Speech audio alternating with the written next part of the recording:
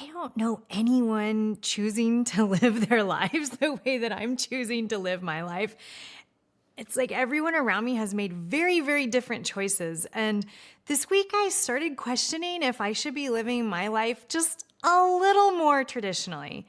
But then I was like, well, what's wrong with my life? There's nothing wrong with my life. And I don't want anyone else's life. I've never met anybody who I wanted their life because we never know what's really going on, right?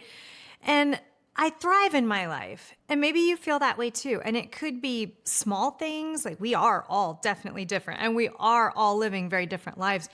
But there are just some really big things that I'm doing a little bit differently. So there's a lot of people who are not having kids. And there are a lot of people who choose to not get married, even though they have someone that they really, really love in their lives.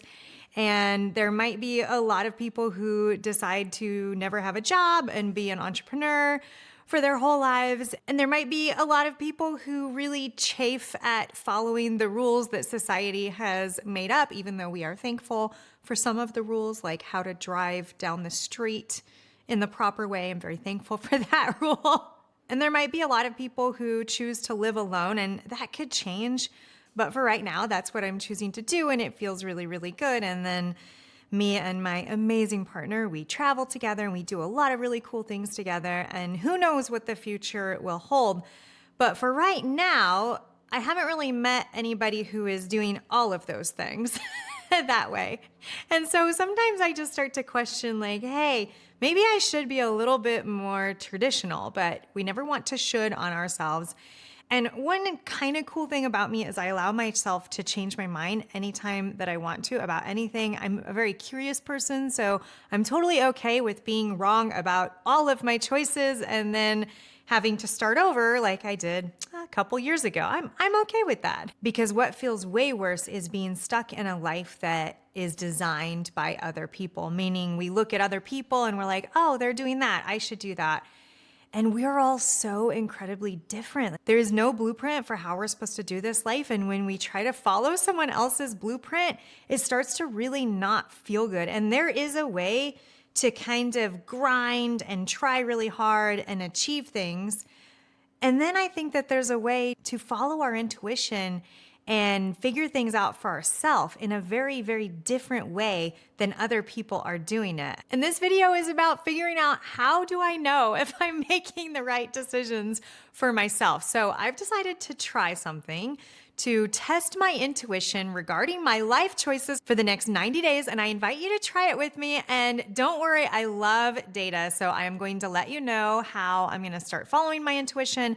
And then I'm going to show you how I'm going to measure the results. And I've been practicing this here and there over the last year and a half, but there's been a lot of tumult in my life since everything changed for me a couple years ago. And I kind of started over a couple years ago. And so it's hard to follow the intuition when you're trying to just get out of survival mode. So now that I'm out of survival mode, it's like, okay, this is a fun time to try to start really following my intuition. Although I think it's my intuition that got me out of survival mode. So whatever you want to do with that is fine. You are welcome to follow along. I would love to hear in the comments if you currently follow your intuition already, or if you want to take on this challenge with me and do it together. In this video, I'm going to share how I'm going to follow my intuition for 90 days. And then at the end, I'm going to share how to tell the difference between our intuition and subconscious responses from past traumas or fear, because sometimes it's really hard to tell the difference. It's like, is this my intuition or is this just my subconscious fear and trauma from past things that have happened to me? So here's how I'm going to follow my intuition for 90 days. So first of all, whenever a new opportunity or decision comes up, I'm going to pause, get aligned, and check in with my body to see what I should do. And when I say get aligned, I mean open myself up to the present moment and forget the past and ignore the future, and especially ignore other people's opinions on what I'm supposed to do. And if you're spiritual or if you're religious, this might mean checking in with your higher power as opposed to responding to guilt or fear or other people. That's another topic for another day, because is it my higher power speaking to me, or is it just things that other people have made up for me that are making me do things? Interesting question. If I find myself thinking about what other people are going to think, or worrying about the future, or thinking about the past, I'm going to get back into my present moment, and I'm going to let go of the outside world to see what is truly there for me. What is my intuition saying for me? And something that I really enjoy about this is we are all so different. Everyone else has their own journey and their own desires and their own motivations. And that's why it's so important for us to follow our intuition. So you can think of it another way, just that my desires, the things that make me feel good, even the ways that I love serving others and making the world a better place, it's completely different from everyone else's ideas and thoughts about that. And I've always chafed at the societal norms and the way that we're supposed to do things, but most of my life, I still forced myself to do things that I didn't want to do, and I still followed the programming and followed the way that I thought I was supposed to do them. And no, I was never glad that I did it that way. I was just trying to do what was expected of me. And now, after years of getting unstuck from all of those things that I got myself into in this life, I get to start over, and this is such a beautiful, beautiful position, and I get to see what happens if I follow my heart. And one of the ways that I am following my intuition when I am unsure about something is by journaling. I find that when I start typing and I ask a question through my fingers, the answer comes out. And so for 90 days, I'm going to start collecting the data from these intuitive decisions. And whenever I have an opportunity or a decision, I'm going to check in with my intuition. And then I'm going to follow my intuition. I'm going to do what it says. And then I'm going to write down each decision or opportunity. And I'm going to write down what I felt pulled to do. And then each week, I'm going to look back at those decisions, both the big decisions and the small decisions, and I'm going to start marking down if they were good decisions or not. Although sometimes it's hard to tell the ripple effect years later from some small decisions that we make. And I'll just share a quick example. This last week was very, very crazy and overwhelming. However, the two major things that I decided to do, I knew that I needed to do them. I just knew it. Even though it was going to cause me some personal discomfort, I knew I needed to do it. And it was just a lot. And sure enough, yesterday I was completely done, completely spent. I had spent all of myself, but I knew that I needed to do those things. So our intuition is not always just going to tell us to do super comfortable things. And even the business that I have right now, I knew that it was what I needed to do. But the first 2 years were extremely hard. Lots and lots of pain in starting this current business. So I'm not saying that our intuition is just always going to lead us to these beautiful, warm, and fuzzy places, even if my preference is to get lots of sleep and not to overwhelm myself.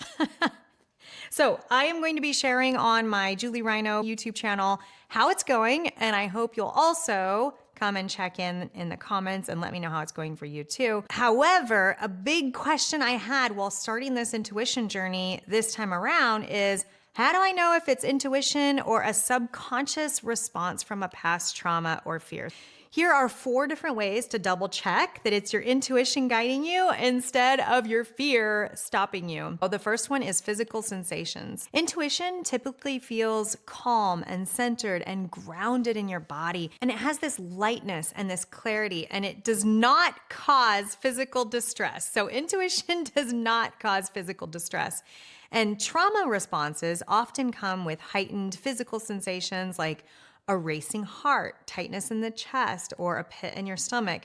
And your body might feel like it's gearing up for battle or preparing to flee. So, okay, what if we have this physical feeling in our body that is the trauma response? Like, what does that mean? Does that mean that it's illogical? Like, how do we still make the decision? So recently I was making a decision where I felt that response to flee. And I just asked myself, well, what is another way that this would feel good? The same thing, what is a way that would feel good and light to me? And I was able to figure out a way to do this thing that I wanted to do, but I was having those feelings, I figured out a way to do it that still felt good in my body, but we're going to keep exploring this over the next 90 days. Next one is emotional qualities. So intuition generally produces these peaceful and clear feelings and a sense of certainty. And it emerges as a gut feeling or just this inner knowing, or maybe it's a sudden insight that just feels right without causing emotional turmoil.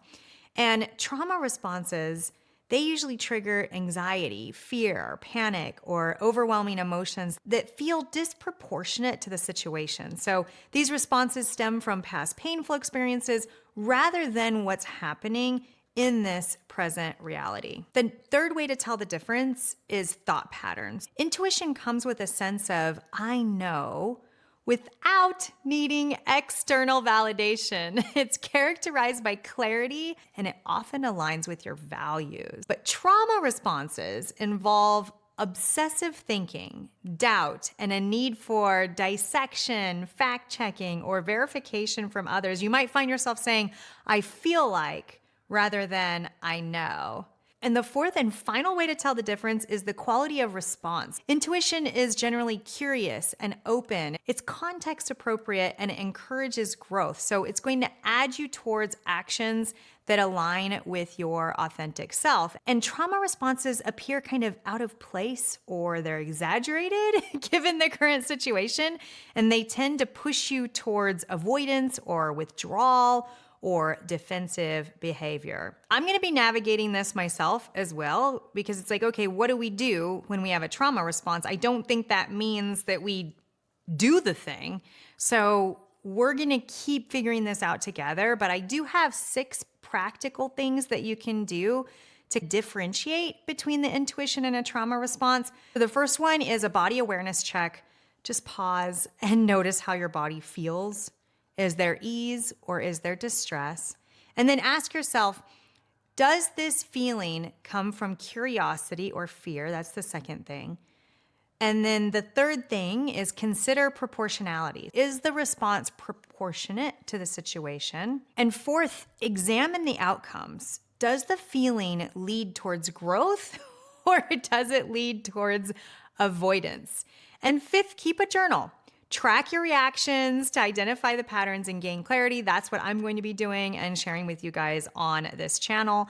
And then finally, I think this is probably the most important one, we've talked about it before, is practice mindfulness. Regular meditation helps create inner space to distinguish different internal signals. Just practice mindfulness. So regular meditation, or maybe it's even just taking a walk and noticing your thoughts, however you want to do it. Mindfulness helps create that inner space and that clarity to distinguish between the different internal signals. I will keep you updated on my 90-day intuition journey, and I can't wait to hear your updates as well in the comments. Part of the next 90 days, I will be in Europe for my brother's wedding, so there will be a lot of things going on. I also don't really have a plan in Europe. I'm just gonna get on trains and see what happens after my brother's wedding because I'm staying there for an additional couple weeks and I'll also still be working. So should be lots and lots of opportunities to follow my intuition and be completely outside of my comfort zone and try to navigate, okay, am I saying no to this because I'm outside of my comfort zone or because it's actually something that I shouldn't do? So I'm gonna be working through all of that together with you and I hope to see how you're doing on your intuition journey as well.